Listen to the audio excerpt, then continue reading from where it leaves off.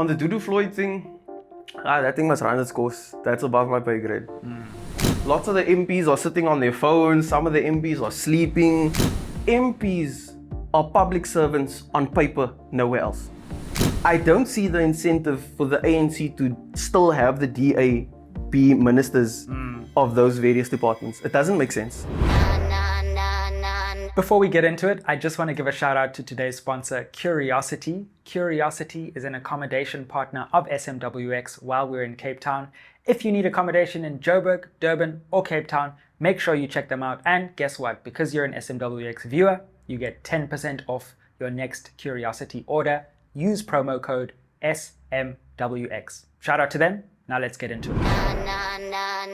Spread the fire. Welcome back to SMWX. Today, I'm extremely excited to be joined by a friend of the show, Head of Parliamentary Research at Mpofu-Walsh Party, none other than Darren Campher.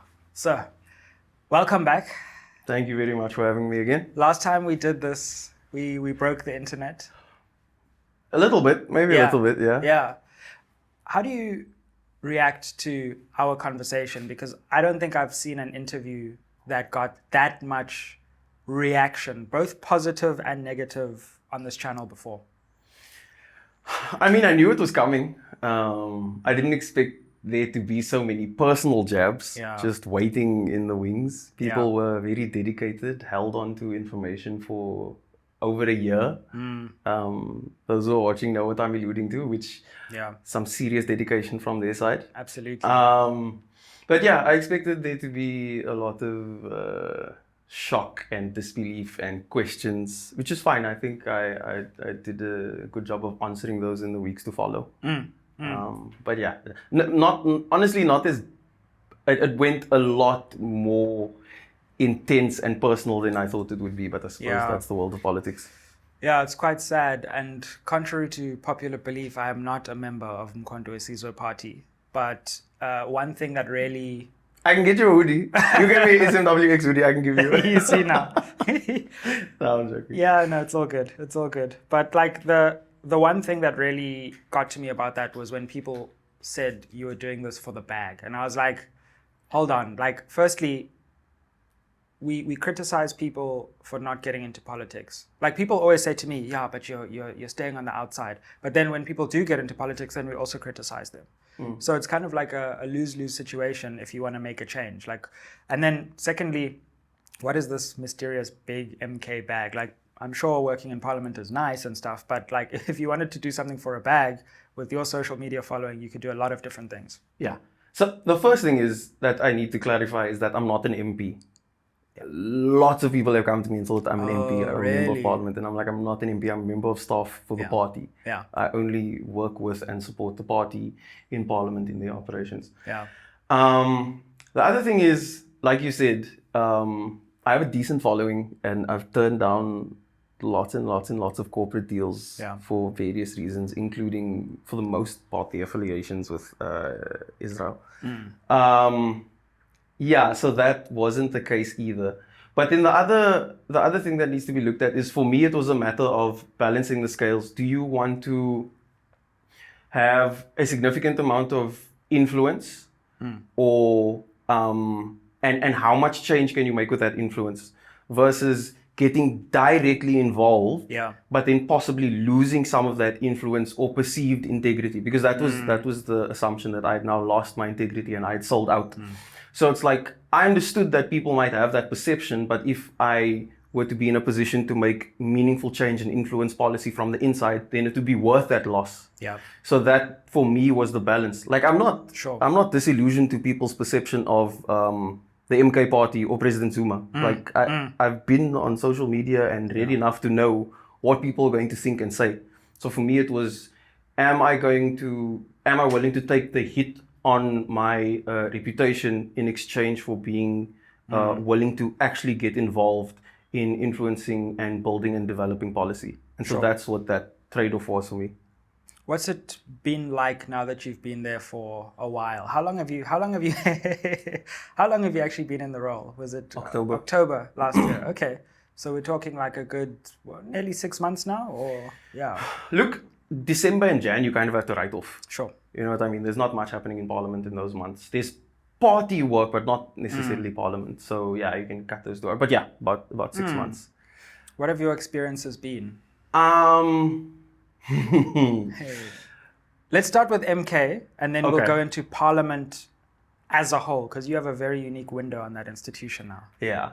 So in MK, I don't think like we can like cut the diplomacy and say there's work that needs to be done. The party got just under 15% in about 6 months, and then got thrust into parliament. You have people from all over the place coming together and trying to work together. There's lots of egos, lots of personalities, lots of ideologies, all those kind of things. So it is bound to be messy and very dynamic, which it is. Sure.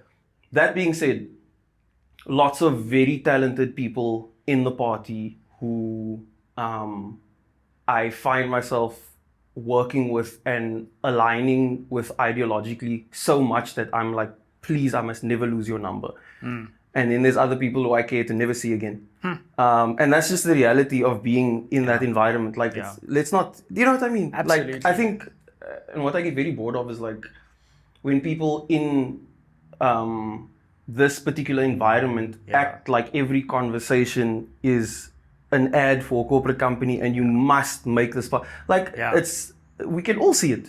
And people don't like that because they can just see that you're towing some party line anyway. Yeah, it's like, why are you doing, like, everybody knows. Yeah. It's not a secret. And so, yeah, it's difficult and it's messy, but there's massive potential. They're not winning by-elections by accident. Sure. And there's a lot of structure that still needs to be built and needs to be developed. And to get that done, you need to work through those ideological differences of very strong personalities. It's tough. It's tough. Like, every week there can be some kind of difference and you need to battle through that and you need to get somewhere. So it's hard. It really is. I think the only thing worse than running in an election and not getting a lot of power is running in an election and getting even more power than you thought, because power is it's intoxicating. The only thing I've seen that's similar to politics is when you go to the Samas or something and you see celebrity culture, and you know, MK is working in an environment where it's got all this power, but it needs to kind of build the airplane while it's flying. And I suppose that's, as you say, that's bound to create. That's actually, that's actually an analogy that comes up often in our meetings, that we're building the plane while it's in the air. And that's just the reality of what's happening right now. I don't like to dance around the issue. That is what's happening. And it's not easy. It's messy. What are some of the ideological differences, to the extent that you can speak about them? Because I'm quite interested in, you know, MK is kind of seen as this monolithic entity from the outside. But of course, I mean, I'm quite interested to see what kind of debates are happening inside, to the extent that you can share. Which is obviously just not true. If you just look at the MPs, they come from, historically, they come from different parties. Some of them come from the ANC, some of them were independent candidates, some of them had their own smaller parties. There's 100% ideological differences. Some of them come from EFF. And so those differences are sometimes in terms of economic policy, sometimes those differences are more on the social side of things, because as I said in the first podcast, before I joined the party, I said they're more socially conservative. So some of those differences are there as well, and there's pushback, and those need to be fleshed out. I mean, the conversation is ongoing, but that's what's going to happen. Since Floyd came in, which was a big moment in our politics, but also for MK, have you seen that the organizational side of things is starting to move forward? Because he's thought of as a kind of organization builder. Look, I think we need to look at how you're going to measure that. Like, how do we measure his role or his influence or success? Do we measure it in terms of by-elections? Do we measure it in terms of structures? Do we measure it in terms of like overall sentiment towards the party? I initially, maybe if we were in the first interview, because in the first interview I said, not the first, the one when I joined the party, when I just joined, I think I said that I believe that the structures are being developed. Now that I'm in the party and more like baked into it, I can say that it's not as easy to see, because there are a lot of moving parts. I have a level of detail that I can't really say. So if we're going to take it in terms of by-elections, I think the party is happy. In terms of those other things, I think we have yet to see. Because I think it's like, the more you look at the problem, the deeper you see it is. Yeah. And so in wanting to build structures, you're like, how do we do this? And then once you table a topic, now everybody has an opinion on it. Yeah. You know what I mean? Sure. But before you talk about it, no one even... You see, so now when you want to build these structures, it's like, okay, we want to build it this way. And then somebody, whoa, not like that. So now you're having to... Yeah. And I guess like all the decisions are quite important because once you set an institution, then you can't as easily remake it. Or at least you don't want to. Yeah. Not this close to a local government election. Yeah. It would be preferred that once we stay. So, a couple of challenges. I don't know to what extent you can talk about them before I move on to some of the successes. Obviously, we had the Floyd, Duduzile spat. Yeah. And then we've also got this talk of dissatisfaction between Dr. Hlophe and Mr. Mani. And of course, this is against the backdrop of a lot of internal conflict in the MK where people get removed and all kinds of things. What's going on over there? So let me say this. Yeah. Let me start at the end, where you say people getting removed and people change around. Yeah. I personally like that. Sure. I would prefer it. Just gooi. I'm not going to lie. Y'all and MK don't play here. I would prefer that, especially because it's such a young organization and because at this stage, like, let me use an example. A lot of the DA politicians, if you go onto their TikTok, their comments are off. We can't do that. Like, it would be short-sighted of us to do that. And the reason for that is because we have to be so closely connected to our constituents, right? So I think given that, constituents are going to want that kind of, I don't want to say knee-jerk response, but like, deal with the issue now because you can see it's here, stop playing. Sure. So I prefer that. Yeah. Especially because, like I said, our constituents, they will phone you. They will be like, hey, what's going on? Like, you know, like mid-meeting, they'll be phone, which I prefer. I like that. Members of parliament are supposed to be representatives of their constituents. And if their constituents don't have the ability to hold you accountable midweek, midday, mid-meeting, do you know what I mean? Then are they even representative of the people? So I like that, firstly. Secondly, on the Dudu Floyd thing, that thing must run its course. That's above my pay grade. I don't... Sure. When that happened, I was just like, hey, this is... You know what? The leadership of the party must be the leadership of the party and handle this, and I'll stay out of that. The same applies for Hlophe and Mani. I know that was about the speech debacle, which I think everybody's in agreement with. That speech was not ideal. Did not come from me, contrary to popular belief. We do often get involved in writing speeches, not that one. So yeah, but these are, hey, we're gonna have to go through it.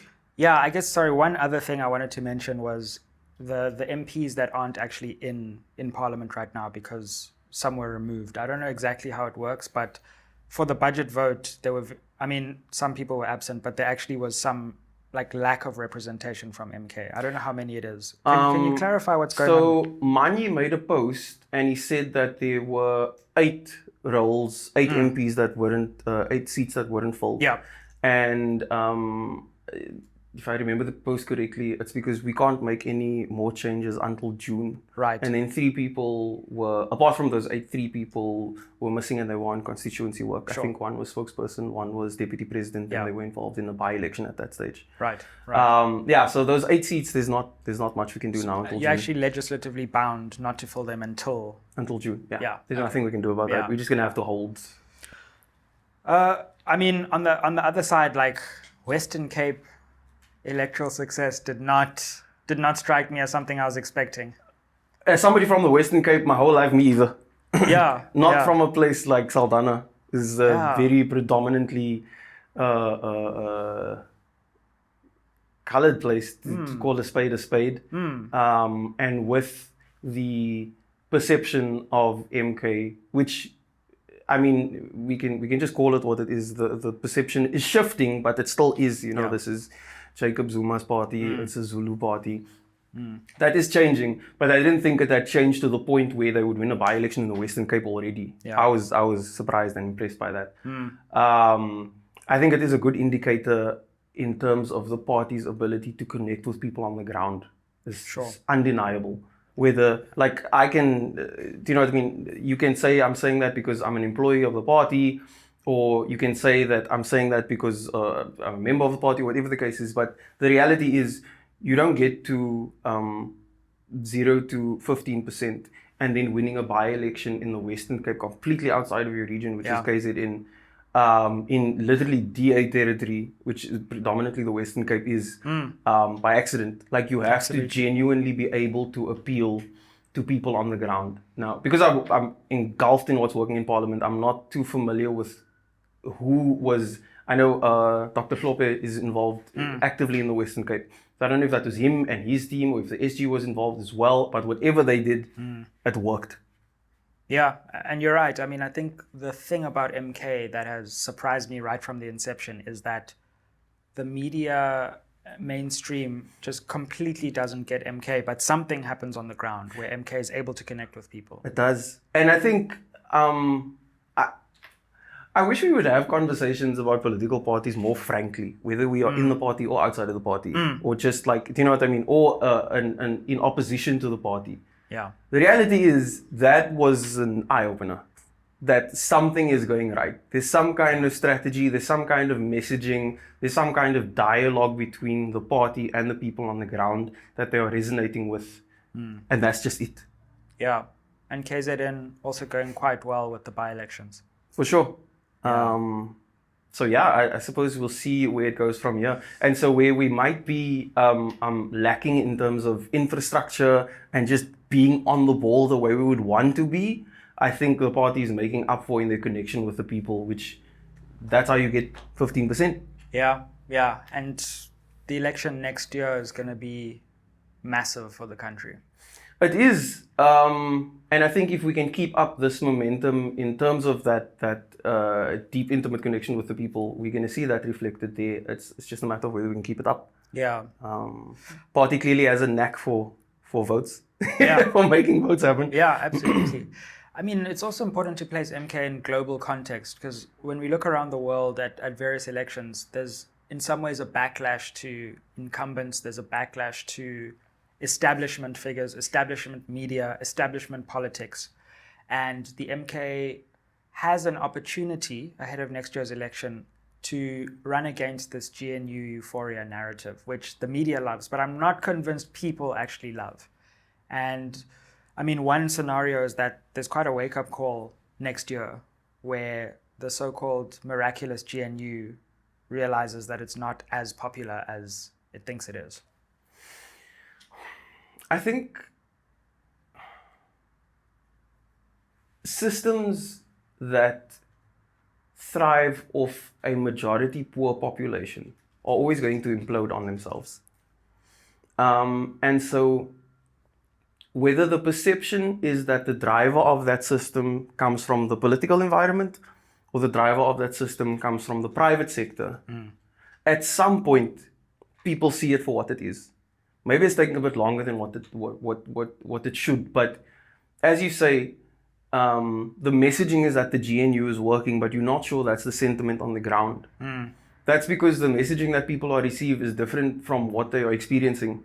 And that recon, at some point that recon takes place. Yeah. And then you have the overthrow of your capitalist system the way it is now. You can only keep the poor down for so long and tell them that these circumstances are good until they're like, stop lying to me. And I think we are getting to that point of agitation now. And I think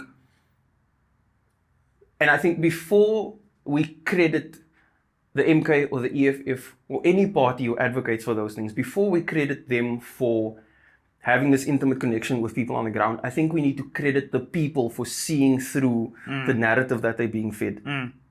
I really think we need to do that. And we can get into that a bit later in this conversation, but yeah. I think we sometimes forget to credit people for empowering political parties who have ideologies that could free them. Yeah. Yeah, absolutely. You mentioned EFF there. I mean, before we move on to your experiences of Parliament itself, that's been another story of post-election South Africa, the MK-EFF breakup, shall we say. I mean, we're in a similar position because for some reason, I think the EFF thinks that I coordinated all those interviews to damage the party. Yeah. It's a lot of work. Yeah, exactly. But I mean, we also have constantly spoken on this channel about the fact that at the end of the day, you can't have a divided opposition and expect to challenge a united coalition government. Yeah. Where do you think things are standing now between MK and EFF? The Progressive Caucus meets on a as and when basis, and to the best of my knowledge, when they meet, things still go well. They plan, they have strategies, they develop. You take on this, I take on this, you take on that, I take on that. Things are still moving relatively well with the Progressive Caucus in Parliament. The sentiment outside on social media is obviously a bit messier. Yeah. So unfortunately, it's the same as the last time we spoke, where in Parliament things are for the most part going well. Outside, we all can all see that. That's for the public to see. Yeah. All right, let's move on to Parliament itself, because I'm so interested in, like, what does this institution look like behind the scenes? We see these set pieces, these choreographed debates. Bro, what are you seeing? Just take us into Parliament. That's a good way to say it. Choreographed debates. One of the annoying things for me was when I spoke to one of my friends, and I said, you know, when they said they're gonna do the questions to the president. Yeah. And I think it's something you take for granted when you're in Parliament, but from outside of Parliament you don't realize, and you like, those questions get submitted to the president weeks in advance, and the president has an opportunity to read through it, and then he has an opportunity to prepare his response. Yeah. And so you go to Parliament, and then the MP reads out the question that was submitted, and then the president reads out his response that was prepared in advance. So it's like this, as you say, choreographed. It's like, so for us from the outside, and now I'm not speaking as like a member of the party, now I'm speaking as like somebody who just before October was socioeconomic and political content creator, being on the inside now. And I'm like, this don't feel right. Is that the debate that we all signed up for? Like, And then there's also somebody who chooses the questions. Like, you'll submit questions and then they will choose which one, and how that person chooses it, nobody knows. Wow. So, like, these seeming measures of accountability that are there are choreographed. Yeah. And one of the other things that annoyed me was in the debates, like, sometimes there would be debates and then majority of the time might be allocated to the ANC. How can the biggest party get majority of the time in the debate to criticize themselves? Oh, yeah, that's when you get those parties like, how great are you, Mr. President? Are you a 9 out of 10 or a 10 out of 10? Yeah. So instead of a debate, they basically just talk about how well whatever department it is has performed. Yeah. They just like talk about themselves. We need to radically rethink the way Parliament works. Like, I've also long thought this. We actually don't have debate. We have people who stand up and make speeches. No one faces anyone and says, like, in real time, as you're saying, what's going on with this? Explain this, and then like respond, and then respond to the response. And we do we do need to radically rethink how we do that. I sat in the gallery at plenary one day with my team. Yeah. And I'm sitting there because sometimes we sit in Parliament, sometimes we on the back doing work on our laptops, and then every now and then there's something happening, and I'll say, let's go attend. Flex is noted, by the way, with my team, but yeah. Yeah. So I sit there and I look over at one of the members of my team and I say, what is this for? And she's like, what do you mean? And I said, like, so they're gonna have this debate now, right? Yeah. And I think I made a TikTok about this as well. And I said they're gonna have this debate, and they are going to take the information that we had provided them as a research unit, and all the other parties had provided for them as research units, and they're going to speak on that, and they're going to listen to this debate, and then they are still going to vote along party lines. So I asked, like, what was the point of the past 6 hours that we've been sitting here and that all of these people have been sharing their statements and debates, and some of them really well written, really well articulated, very passionate, and nobody's going to vote different from what the party line is. We could have saved ourselves the 6 hours. Yeah. Save the public the 6 hours. Like, if the decision-making process is going to be just based on what your party tells you to do, we can really cut the act. Yeah. Just say, hey, this is the number of people in this committee, and just vote. Do it online. I don't care. But the whole, and maybe I took this a bit personal because I was involved in doing a lot of the work to prep for all those debates, and me and the team. Do you know what I mean? Yeah. And then you get there, and it's like, I don't think this is gonna matter. No one's actually thinking about this stuff. They're just kind of reading a script kind of vibe. Yeah. And I even mentioned that, like, lots of the MPs are sitting on their phones. Some of the MPs are sleeping. You know, that hit me, that TikTok you made. Like, I can understand a lot of things, but when you get the opportunity to be an MP and you don't work, that just blows my mind, bro. Something the public needs to understand.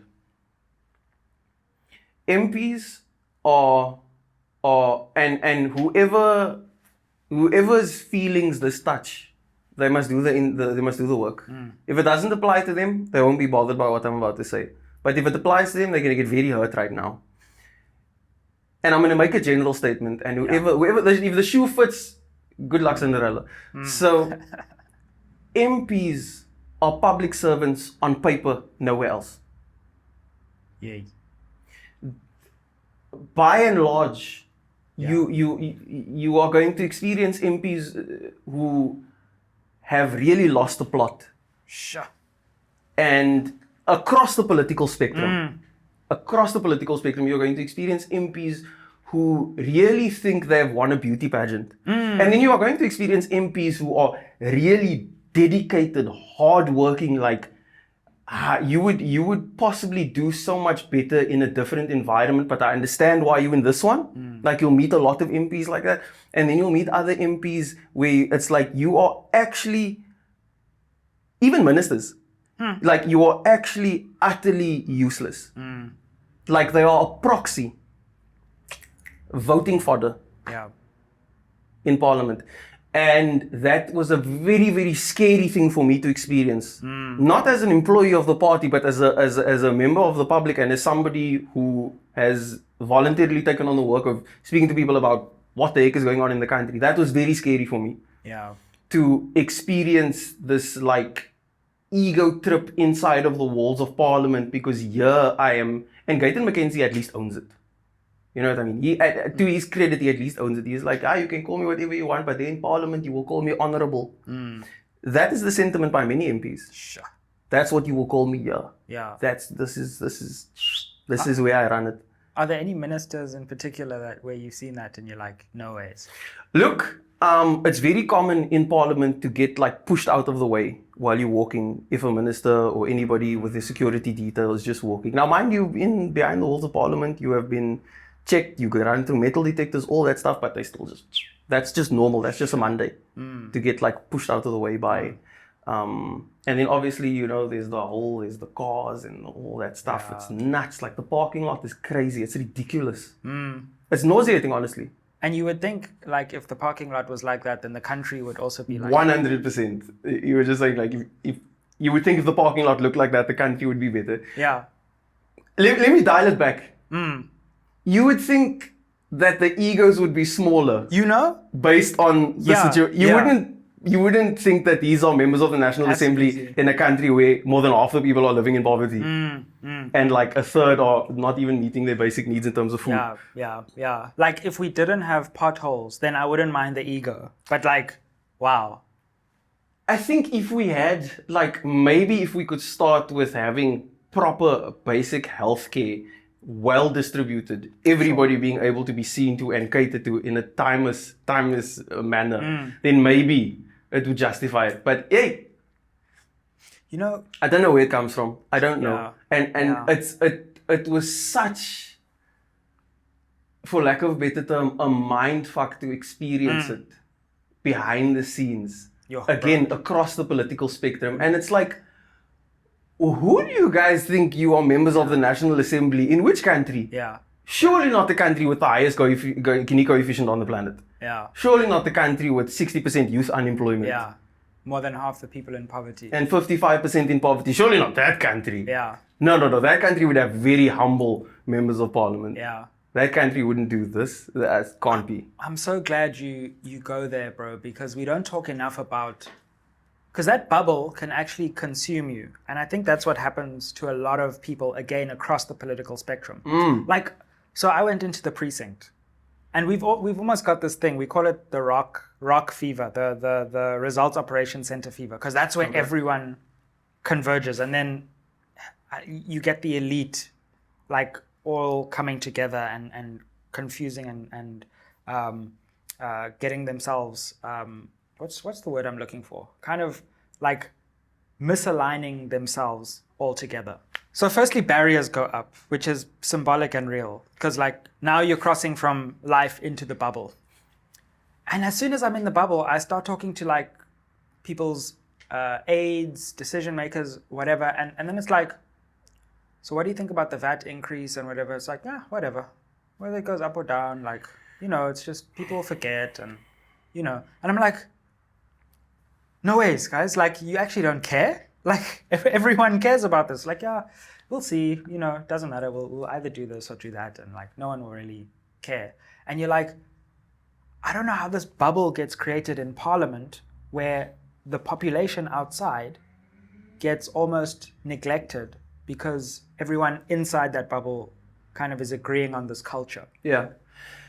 So there's two things. The one is what happens is, and I think you see this like if you know anything about church culture, right? Churches or groups of churches create this like little societal bubble, and then they make themselves kings and queens and rulers inside of this bubble, and they make the system very real for themselves. Absolutely. To the point that they then effectively have real power and real influence within whoever subscribes to the system. Yeah. And this is essentially what parliamentarians have done. So true. Sadly, the whole country has now subscribed to the system. Several countries have subscribed to the system where, do you know what I mean? They've anointed themselves these 400 members and rulers of society rather than public servants. Yeah. That's the one. The second thing is, and I said this in a discussion on CakeNet, there's no substitute for civic action. There is none. I think what we forget as just normal members of the public, and I might get some heat for saying this, is that I don't even think a political party is going to save us. And if we look at the political party saving us, we are then at risk as a society.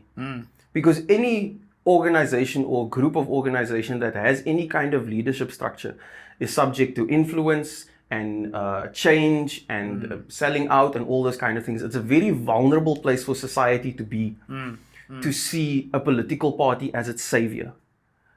My personal view, political parties are to be used.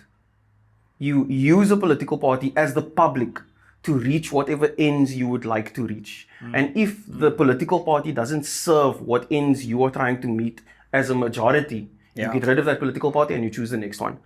We have too much loyalty to political parties. We have the same situation with political parties that we do with employers and employees.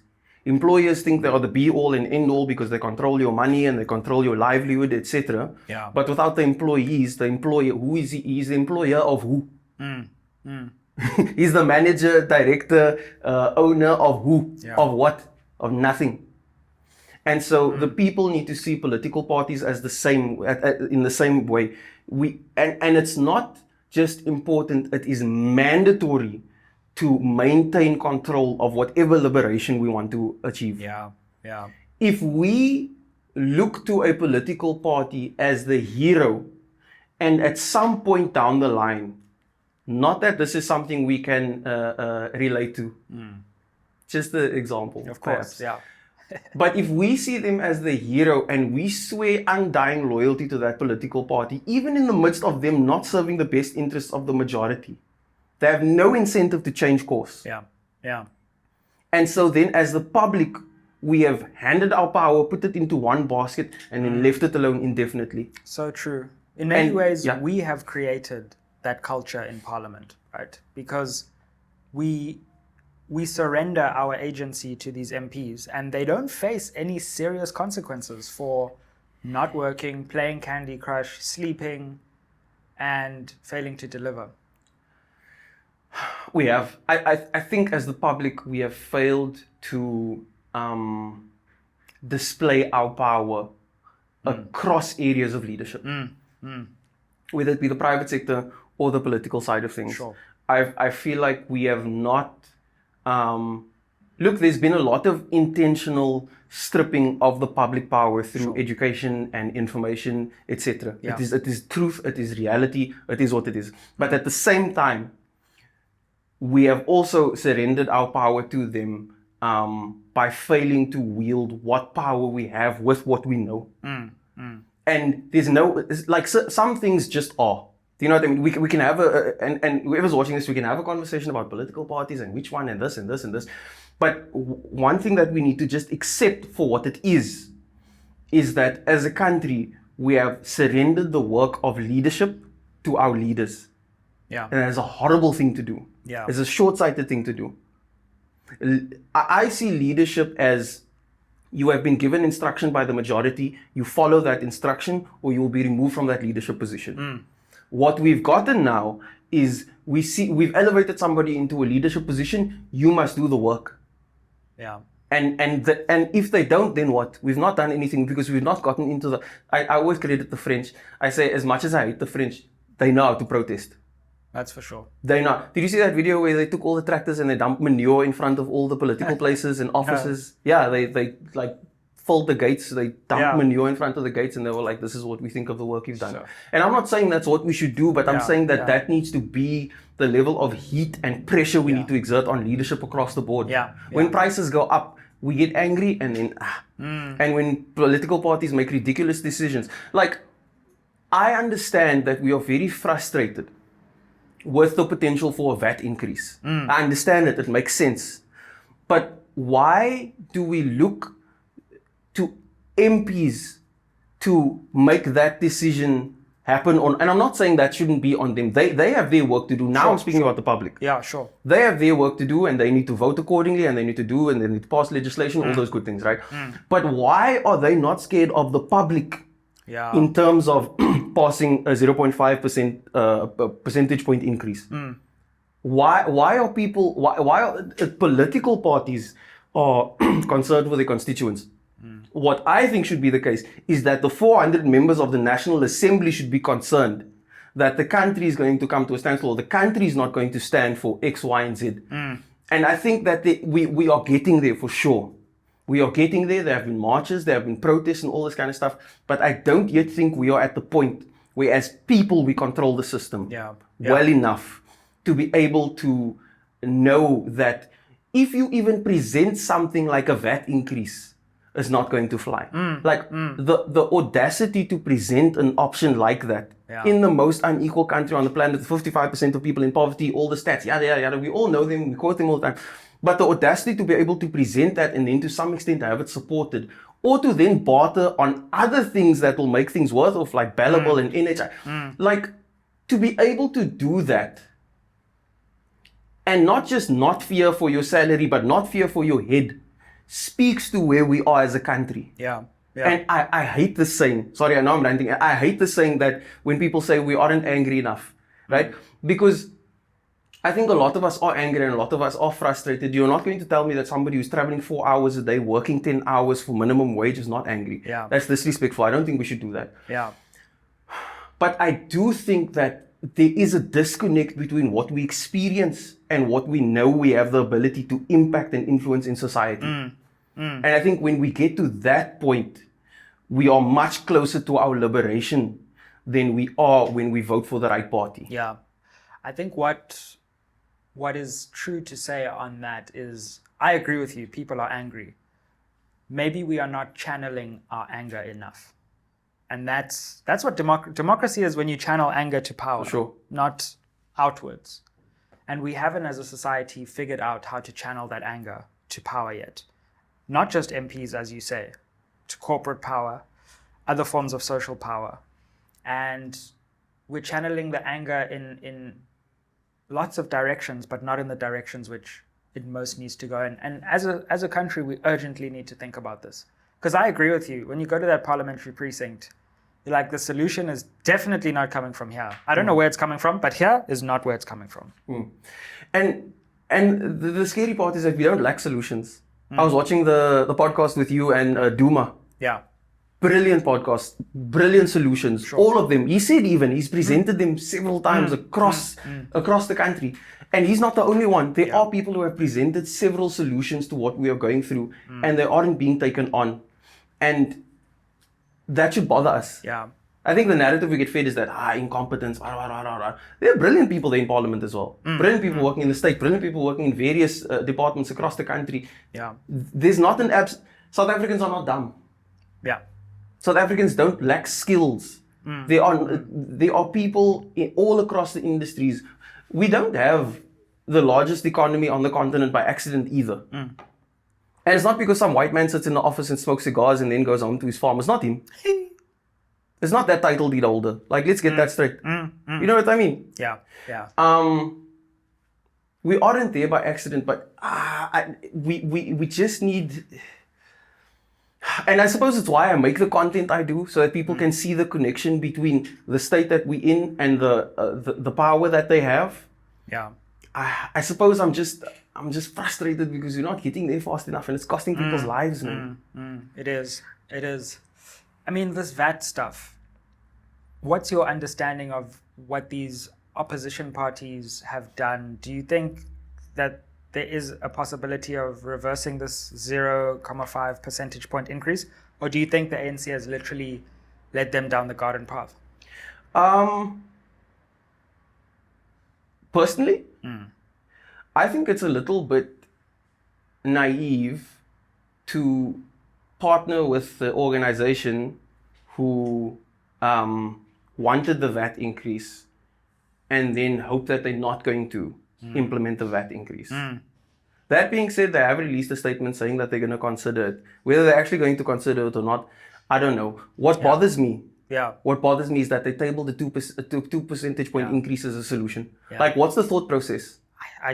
Do you know what I mean? That's what bothers me. So at this stage, I'm not sure there's much that we can do as the public in terms of whether that happens or doesn't happen. I at this stage, I think that lies with the ANC.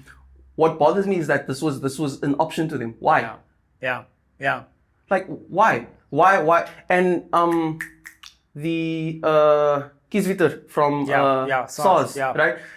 He said, when he spoke to Parliament, he says that we are not without a wealth tax. And then he mentioned things like estate duties tax and transfer things. Those aren't wealth taxes. Those are things that happen to impact the wealthy because they do shit that the poor can't do. That's not what we want. We want them to be taxed because they are wealthy. Sure. We don't want them to incur tax because they happen to have wealth. Do you know what I mean? There's a difference. We want to, at least from the MK party side, and me personally, I've been speaking on wealth tax since 2022. Actually, since Wits released that study on a wealth tax. Brilliant study, by the way. Have you seen the channel Gary's Economics in the UK? Yeah, I have. Also speaks a lot about the importance of taxing wealth. So those are things. Do you know what? Let's dial it back. Yeah. We have lots of need in the country, right? We have lots of need, but we also have lots of land and lots of unemployed people. If we are saying that the hindrance to us getting what we need to have happen is financial, right? Let's forget all the fancy economic terms. Let's cut through all the bullshit, right? Sure. If we are saying that what is stopping us from what we want to achieve is financial. We don't have money, basically. Is that what you're saying?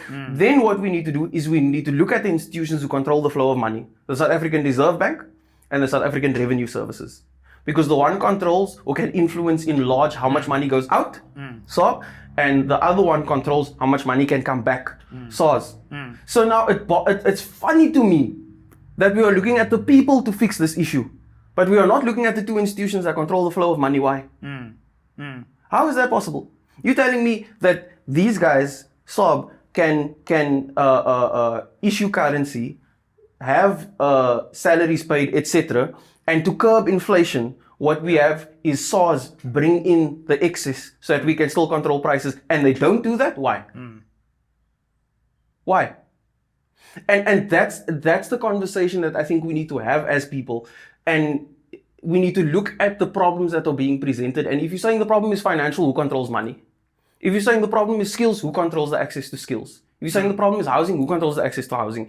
And this one in particular is very frustrating because we are having a conversation about finance and the Reserve Bank is nowhere to be found in this conversation. And SARS is like, we can find. So, but and to say that we are not without a wealth tax, stop lying. Stop lying. What I want to know is how has SARS gotten involved in actively distributing income by looking at those who have excess money coming in, and they're like, hey, we can actually get involved in distributing the flow of finances. But we don't have that conversation. And that is what bothers me about this whole thing, that right now we are talking about VAT and we're talking about NHI and we're talking about all this, and South African Reserve Bank, South African Revenue Services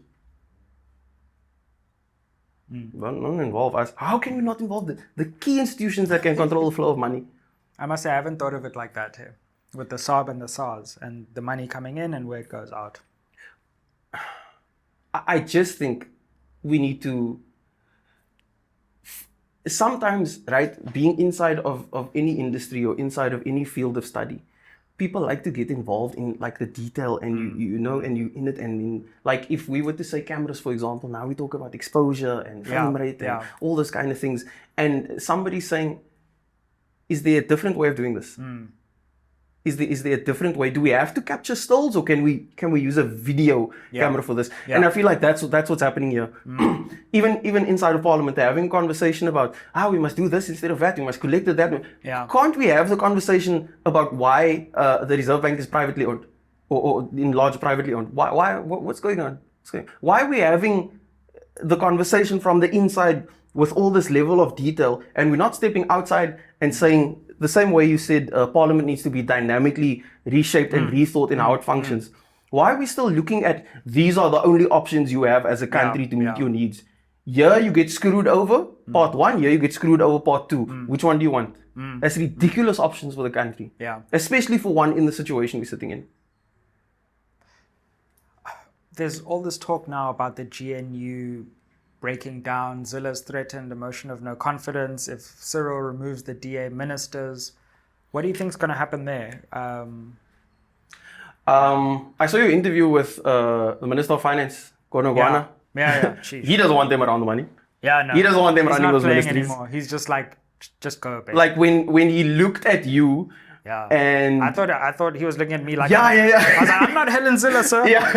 He said they were damaging our brand, they were doing this, and they were, and even in his statement, he said you can't be, what did he say? You can't vote against the budget and then want to be responsible for its implementation. He said it can never happen. So I think there's a very clear line drawn in the sand in terms of he doesn't want them to be ministers, and I think Helen Zilla is rightly afraid of losing those ministries. The question is, who's going to step in? Is it going to be Action SA because of that, or is the ANC just are they going to go to EFF? Are they going to go to MK Party? But I personally, I don't think they're going to hold on to those ministries. Really? I think they would. I think they would, because look, many people in the ANC already didn't want to join with the DA. It's no secret. The DA will admit this, the ANC will admit this. If anybody says that, then they must switch Barney off. But if they deny that, but we all know it. It's public information that the ANC wasn't their first choice. Now they've voted against them. So let me take the MK researcher hat off and put on socioeconomics and political content creator hat. I don't see the incentive for the ANC to still have the DA be ministers of those various departments. It doesn't make sense. And I don't know how Cupcakes is going to justify that with the rest of the people in his party, let alone Minister of Finance. True, and the DA has painted itself into something of a corner with this doomsday narrative that they keep running, but a lot of South African media also keeps running with. And because what they've said is if we leave, then doomsday will happen.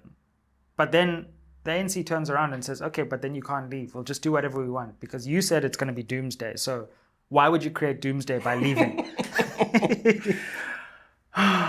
Did you hear that leaked audio? Yeah. The Ramaphosa one. Yeah. Yeah, I was quite, yeah. I don't often agree with him, but the man was right. Yeah.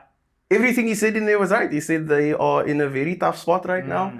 And I understand why they're in a very tough spot because if, in terms of the DA and the constituents, NHI is there, land expropriation is there, Bella Bill is there, there. And VAT. What are you going to campaign on? What somebody said, it's 4-0 to the 4-0 to the ANC at this point. Actually 5 because the portfolio negotiations they also got. Yeah. So I don't know how the constituents are going to. But then again, the people who vote for the DA, I don't know if they're going to go anywhere else. It's unlikely, you know. Yeah. They're not going to. The ANC, EFF, and MK party all stand for some form of expropriation. Yeah. They're probably going to have to go to the lower down the list. You know, it'd be interesting. What would happen if the DA brought a motion of no confidence if they get removed? Because it would be an interesting one. Eh? Like, would MK, EFF then go ahead, or would the DA have created so much ill will? Because one thing I've noticed is, the DA has created a lot of ill will. Like nobody, Action SA doesn't like them, ANC doesn't like them, MK doesn't like them. And they seem to be confused as to why, but anyway. Yeah. But then if they bring a motion, then it's like, wait, but then we can remove this government. Can I be honest? Yeah. Can I be honest? Yeah. That thought actually scares me a little because who would then be president? Yeah. Would John Steenhuisen... That's what you see. That's what I was... I just realized something. That's what I was... Yeah. Because then they have the biggest numbers. Like who's... And the truth is, opposition could unite to remove the ANC. There's nothing technically that stops it. It's just a question of... I mean, they could also say... They could punish the president and say, you're gone, we'll find a new ANC president. But they've already said, like, it's doomsday if there's no Ramaphosa, so... That thought actually bothers me now that you put that in my headphones. I actually have no idea. That would be such an interesting vote. Because then it's also weird though if MK then backs the ANC. It's going to be such a trip watching this podcast a few weeks from now. Imagine. And I'm wondering what's going to happen in the time leading up to that. Yeah. Maybe they'll just stay around like they always do, the DA. And I don't know. I think they're in a tough spot. I think they've lost almost every battle that they've tried to have against the ANC for what they want. They've not gotten anything. And Alan Zille keeps saying, like, you can't have everything. You have to compromise. They've not gotten at it. all. At all. This GNU thing, can we just talk about how spectacularly it's failed though? Because do you remember the heat we got for just saying, like, by the way, the GNU is not going to create this, like, utopia in South Africa? Yeah. Here we are. Not even a year. Yeah. Not even a year. I thought at least 2 years. Even I was like, no, 2 years, guys. I think in large, that's because whether the DA and the ANC want to accept it or not, they are, maybe not on paper for the ANC, but in terms of implementation, they are ideologically more aligned. In terms of those top 4 parties, if we want to group parties together, it would be ANC-DA, EFF, MK. Yeah. Those parties are more closely aligned to the ideology. ANC can maybe make a discussion now about NHI and available, but those things have come very, very late. After 30 years, nobody can be blamed for thinking that the ANC is more aligned to a neoliberal DA. But that's I think where they sit. So I think that breakup, it's going to be one for the ages, man. I suppose this is where you get to in democracy when a party loses outright power. I suppose this was always coming. It is... Look, if we were studying this 10 years from now, we would say that this stage that we're in the experience is healthy. This is a good thing. This is good movement. Again, I'm just frustrated that as we go through these motions, people lose lives, man.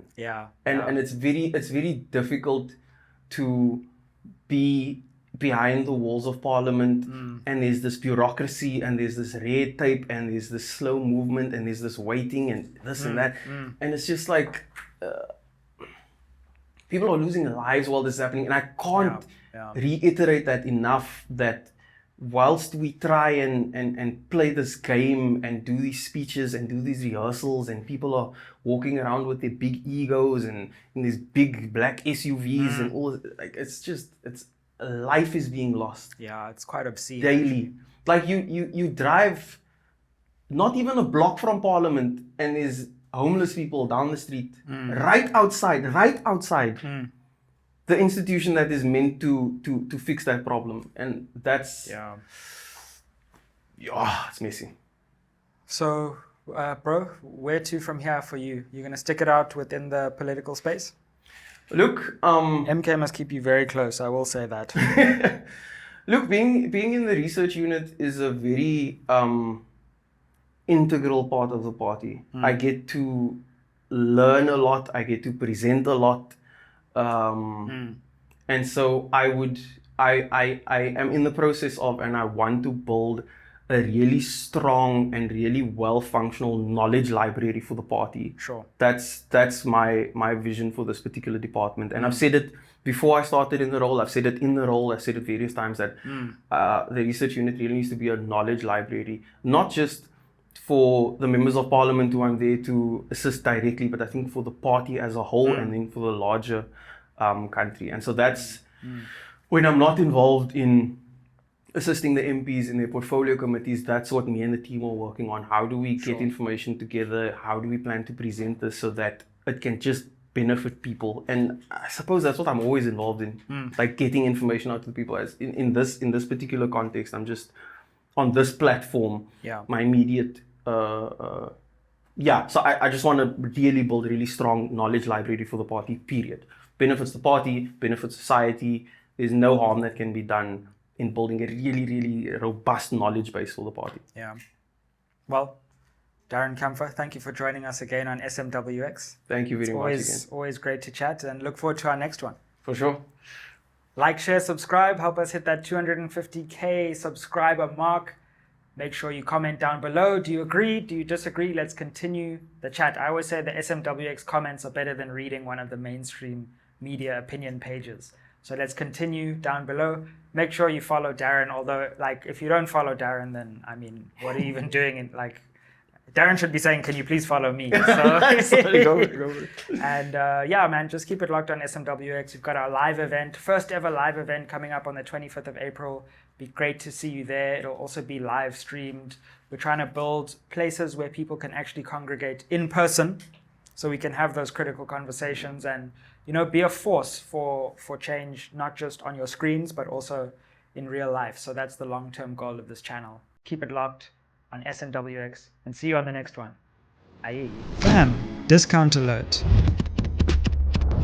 Big shout out to our partners who made these Cape Town episodes possible.